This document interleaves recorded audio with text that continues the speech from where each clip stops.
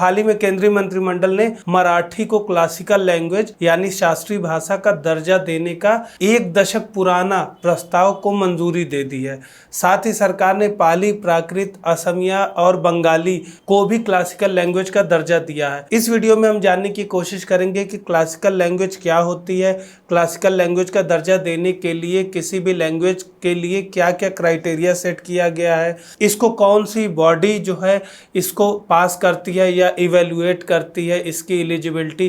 किसी लैंग्वेज को जब क्लासिकल दर्जा दिया जाता है तो उससे उस लैंग्वेज के लिए क्या फ़ायदा होता है या उस लैंग्वेज को बोले जाने वाले समूह के लिए क्या फ़ायदा होता है, और आगे क्लासिकल लैंग्वेज के बारे में अभी तक यूपीएससी में कितनी बार एग्ज़ाम में किस तरीके के क्वेश्चन पूछे गए हैं और आगे किस तरह के पूछे जा सकते हैं। दरअसल अक्टूबर 2004 में केंद्र ने शास्त्रीय भाषाओं के रूप में भाषाओं की एक नई श्रेणी बनाने का निर्णय लिया था, जिसमें तब तमिल को सबसे पहली भाषा बनाया गया। आगे नवंबर 2004 में ही साहित्य अकादमी के अंडर में कल्चरल मिनिस्ट्री यानी संस्कृत मंत्रालय ने शास्त्रीय भाषाओं का दर्जा दिए जाने के लिए प्रस्तावित भाषाओं की एलिजिबिलिटी यानी पात्रता चेक करने के लिए एक लैंग्वेज एक्सपर्ट कमेटी यानी भाषा विशेषज्ञ समिति का भी गठन किया गया था। तमिल के बाद 2005 में संस्कृत को क्लासिकल लैंग्वेज का दर्जा दिया गया, फिर आगे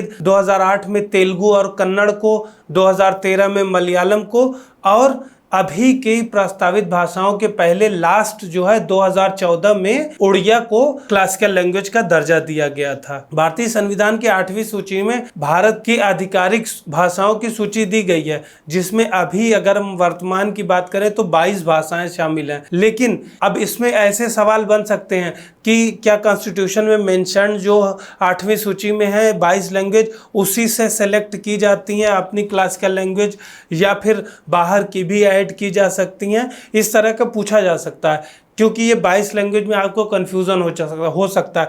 लेकिन अब ऐसा नहीं रहा है, क्योंकि हम देखें कि प्राकृत, पाली ये सब लैंग्वेज हमारी 8वीं अनुसूची भाषा में शामिल नहीं है। शिक्षा मंत्रालय ने भी शास्त्रीय भाषाओं के डेवलपमेंट के लिए कई कदम उठाए हैं। जैसे कि हम 2020 का ही ले लें तो गवर्नमेंट ने 3 सेंट्रल यूनिवर्सिटीज एस्टेब्लिश की थी लैंग्वेज के डेवलपमेंट के लिए, जिसमें 2 दिल्ली में है, 1 तिरुपति में। तीनों संस्कृत के लिए डेडिकेटेड थी। उसी तरह प्राचीन तमिल ग्रंथों के अनुवाद करने के लिए या ट्रांसलेशन के लिए, और जो भी तमिल में इंस्क्रिप्चर हमारे पास अवेलेबल है उनको एक क्रोनोलॉजिकल वे में और इंस्टीट्यूशनलाइज वे में कलेक्ट करने के लिए central institute of classical Tamil की भी स्थापना की थी। साथ ही इन भाषाओं के डेवलपमेंट के लिए, स्टडी के लिए और प्रिजर्वेशन यानी संरक्षण के लिए सेंटर ऑफ एक्सीलेंस भी स्थापित किए गए हैं, जिसे उत्कृष्टता केंद्र भी कहते हैं।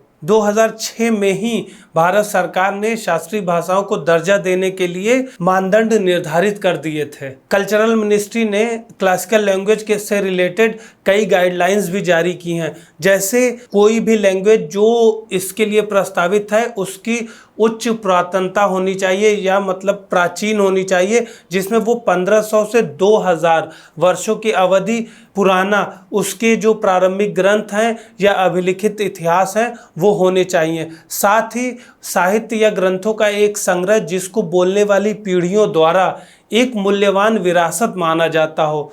साथ ही जो भाषा सिलेक्ट की जानी है उसकी परंपरा मौलिक होनी चाहिए, मतलब कि उस भाषा की सारी चीज़ें किसी अन्य भाषा पर बेस्ड ना हो या किसी अन्य भाषा से उधार न ली गई हों। तो हम देखते हैं कि इस तरीके के एक एलिजिबिलिटी क्राइटेरिया हो गया, जिसमें एक वो पुरानी होनी चाहिए, उसका अवेलेबल इंस्क्रिप्चर या हिस्ट्री जो भी ग्रंथ है वो 1500 से 2000 साल पुरानी होनी चाहिए। साथ ही उसकी जो विशेषताएं हैं वो किसी और दूसरी लैंग्वेज से उधार न ली गई हों और उसको बोली जाने वाली समुदाय द्वारा एक उसे मूल्यवान विरासत की तरह दर्जा दिया गया हो। अब हम लास्ट में देखते हैं कि किसी भी लैंग्वेज को जब क्लासिकल लैंग्वेज घोषित कर दिया जाता है तो उसके क्या लाभ मिलते हैं। फर्स्ट बात करें तो किसी लैंग्वेज को अगर जब क्लासिकल लैंग्वेज घोषित कर दिया जाता है तो उसके लिए उसकी पर्टिकुलर लैंग्वेज की स्टडी के लिए सेंटर ऑफ एक्सीलेंस या उत्कृष्टता केंद्र बनाए जाते हैं, जिनके लिए फाइनेंशियल हेल्प मिलती है। सरकार की तरफ से, और साथ ही में उस पर्टिकुलर लैंग्वेज के जो प्रतिष्ठित विद्वान हैं उनके लिए 2 बड़े पुरस्कारों को प्राप्त करने के लिए भी रास्ता खुल जाता है। ये हैं राष्ट्रपति सम्मान प्रमाण पत्र पुरस्कार और महर्षि वादरायण सम्मान पुरस्कार। अब ये भी पूछा जा सकता है कि ये पुरस्कार किस श्रेणी में दिए जाते हैं या किससे संबंधित हैं। इसके अलावा सेकंड फायदा यह है कि जब किसी लैंग्वेज को क्लासिकल लैंग्वेज का दर्जा दे दिया जाता है तो यूजीसी से अनुरोध किया जा सकता है कि वह कम से कम सेंट्रल यूनिवर्सिटी में क्लासिकल लैंग्वेज से रिलेटेड जो प्रतिष्ठित विद्वान हैं उनकी कुछ लिमिटेड मेंबर्स के लिए प्रोफेशनल चेयर्स यानी व्यावसायिक पीठों का गठन करे।